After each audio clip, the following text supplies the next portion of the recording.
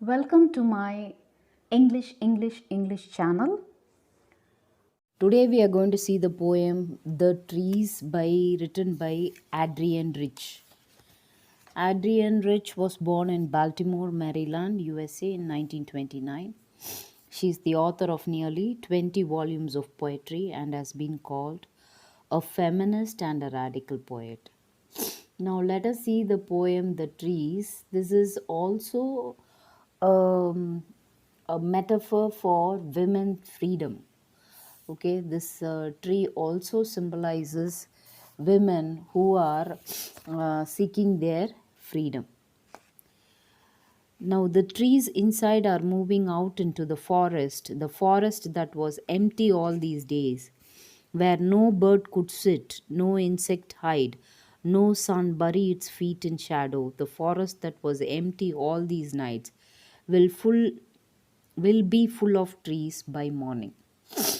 So the poet is saying that it is actually a indirect comparison. Okay, so she is saying that women are now more coming out of their shell, coming trying to break their chain of slavery and coming into forefront. So she's saying, she's comparing the trees to women, and the coming out is she's saying that they are moving towards forest, the trees are moving towards forest.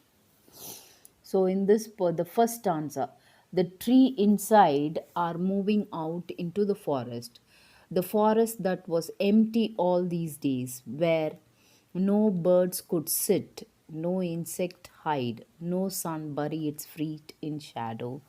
The forest that was empty all these days will be full of trees by morning, it seems. So the trees which were kept inside the house, which were grown inside the garden, is now going towards its vast area, it seems, towards the world, that is the forest. The world is compared to the forest. So the forest that was empty didn't have trees so far, so that the forest, there were no birds, it seems, no insects, it seems, and no sun could, when the sun shines, the shadow of the trees will fall. That and all didn't happen, it seems. And see, she's saying that it was empty all these nights. She was not saying that it was empty in the morning also. And she's saying will be full of trees by morning. So morning symbolizes hope and night symbolizes the sorrows. Okay. And next stanza, she's saying, all night the roots work to disengage themselves from the cracks in the veranda floor. The leaves strain towards the glass, small twigs stiff with exertion, long cramped boughs shuffling under the roof like newly discharged patients, half dazed, moving to the clinic doors. Again, see, she's saying all nights the roots work, it seems. So throughout the night, that is secretly, the roots work. The people who are in charge of the freedom of women are working, it seems, to disengage themselves from the crack, to disengage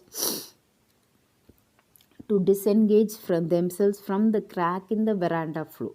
So to get their freedom from the roots are covered by the cement in the veranda, and there are cracks, it seems, when the roots trying to find the water.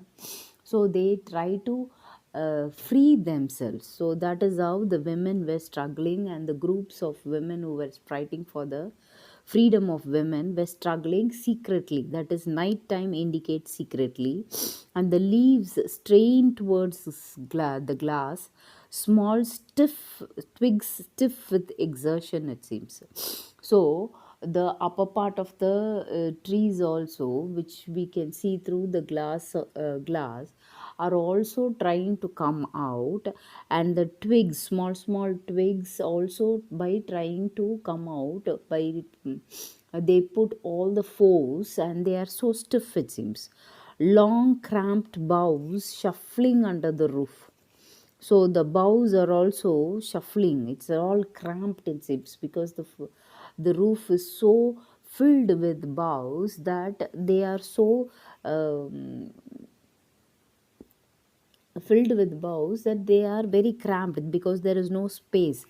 Like newly, how do they look? It seems like newly discharged patients, half dazed, moving to the clinic doors. Half days means because of all the medicines and all, the patients will not be steady and they will be in half faint condition, but still they want to get out of the clinic, so they walk towards the door. Same is the case for the women freedom. People who have suffered a lot, they still want their freedom. So in spite of all the hurdles, in spite of all the sufferings, they walk towards the door of freedom, it seems.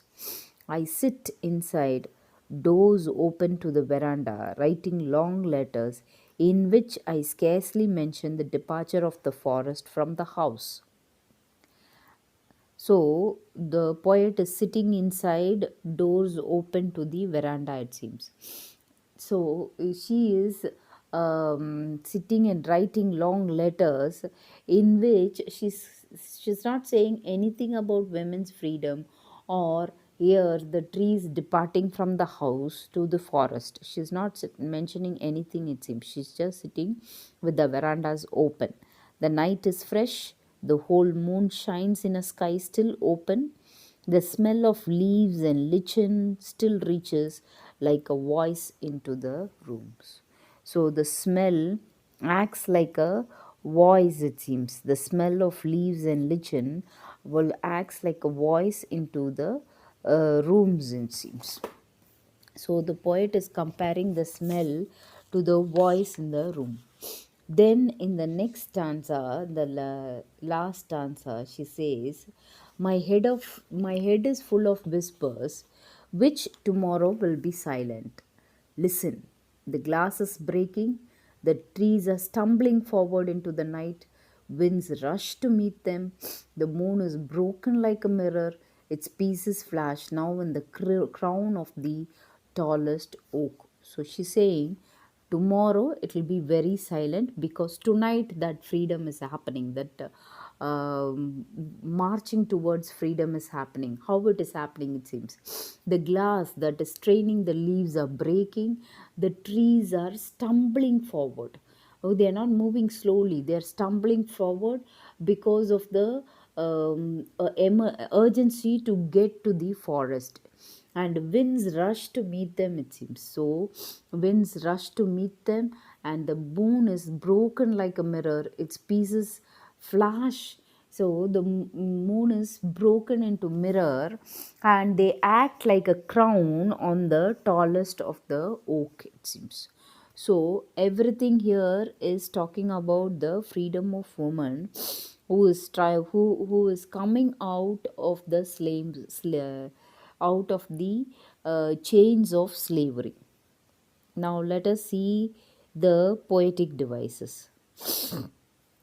So you have first one is you have no, that is anaphora, which is starting of the letter is getting repeated. Then you have lots of personification. No, in the first answer itself, no sun, bury its feet bury its feet in shadow, and twigs stiff with exertion. Boughs shuffling under the roof, till there it will be personification. Boughs shuffling under the roof like newly discharged patients will be simile. And you have one more simile in the next stanza, which tells you that if you see the smell of leaves and lichen still reaches like a voice into the room. If you see that, that is also a this one. This one is also a simile. Okay, this one is also a simile. I hope you have understood. And there is one more simile um, in the here.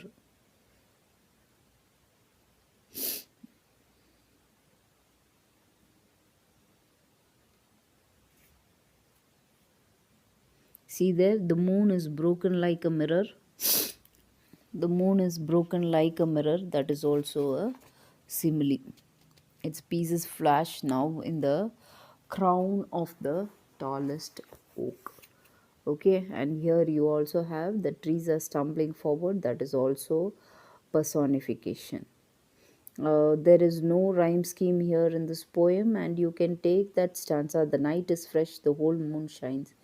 The whole four lines is imagery, and you have enjambment also. Enjambment is when you have no comma or no punctuations at the end of the line. If you see, it has no, see there, the forest that was empty all these days, where no bird could sit, no insect could hide.